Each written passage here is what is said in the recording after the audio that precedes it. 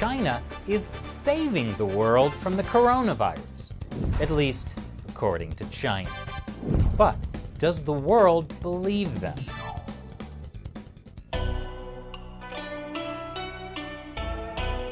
Welcome back to China Uncensored. I'm Chris Chappell. This episode has been sponsored by Surfshark, because you should be using a reliable VPN whenever you go online. So, as the coronavirus outbreak continues around the world, the important thing to remember is that it's been China all along who's leading the battle against the pandemic. Why? What did you think I was going to say? As Chinese state-run media tells us, China has been at the forefront of the global fight against the COVID-19 outbreak, sharing its experiences, expertise, and donating supplies and equipment to countries around the world. Yes, China has been both donating and selling medical supplies and equipment to the rest of the world, and the rest of the world has been extremely grateful. How can you argue with the spontaneous gratitude shown by officials from Fiji and Mexico? The president of Poland was so grateful, he even personally called Chinese leader Xi Jinping. And who could forget what the president of Serbia did? Now that is some enthusiastic gratitude.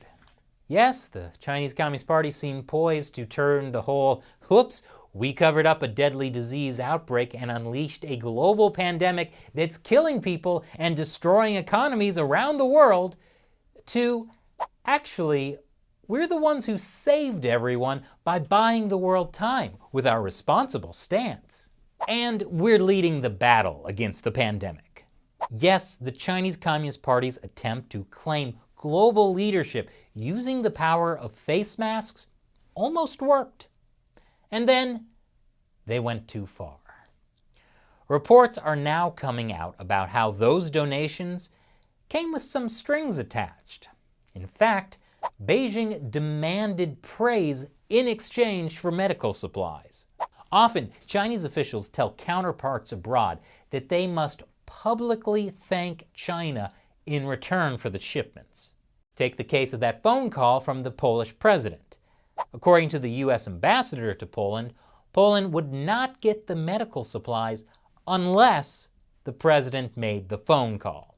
So if the Chinese regime was saying, you better thank us if you want these face masks, suddenly this makes a lot more sense.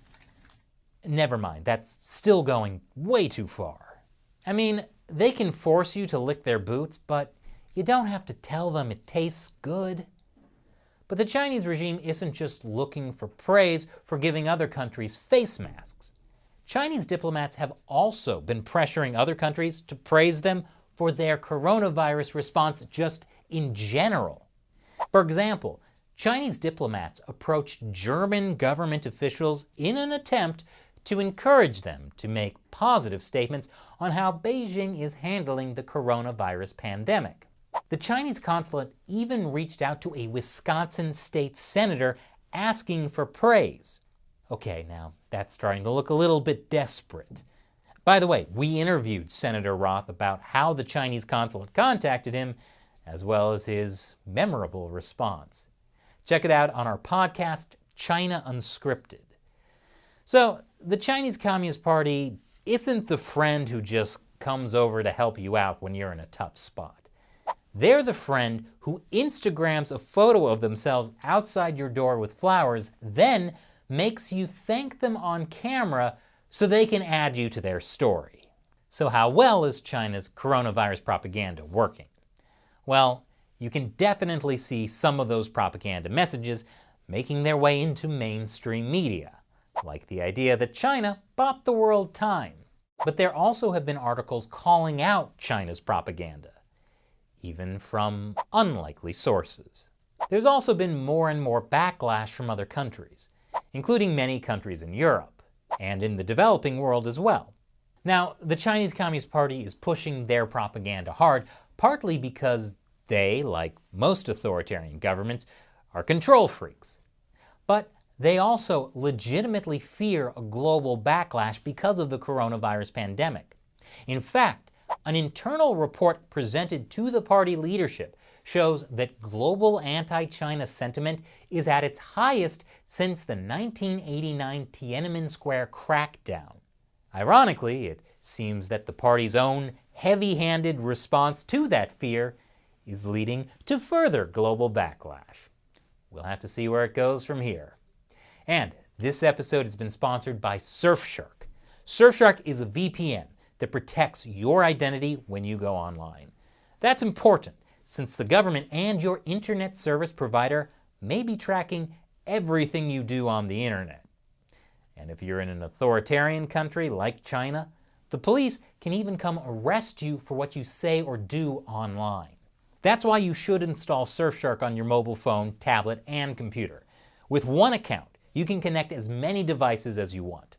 Try it out with a 30-day money-back guarantee. And Surfshark has a special discount for China Uncensored fans. Go to surfshark.com/uncensored and use the code UNCENSORED to get our special deal that includes 3 extra months for free. Click the link below. Once again, I'm Chris Chappell. See you next time.